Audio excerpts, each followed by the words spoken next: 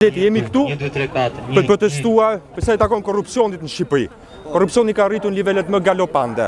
Po flasim për një shtet i cili vazhdimisht ka vjedhur qytetarët e Shqipërisë. Belinda Baluku dhe Edi Rama nuk janë të përjashtuar nga kjo gjë. Janë pjesë e vjedhjes, janë pjesë sistematike së vjedhjes. Nuk mund të ketë dot resorte oligarkësh pa ndërtuar tonel. Nuk mund të ketë dot hotele oligarkësh pa i dhënë portin e Durrësit.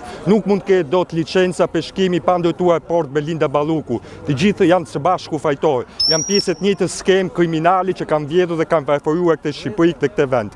Kemi gjithmonë më tepër shtëpia të lagshta, njerëz pa asnjë lloj ngrohje. Kemi gjithmonë më tepër student që punojnë me 2-3 vakte dhe orare të ndryshme dhe kemi njëkohësisht punonjës që orvaten për trafik. Kjo është e papranueshme dhe kemi pensionistë që rrinë gjatë gjithë kohës në rrugë për të pritur një bilet mujore.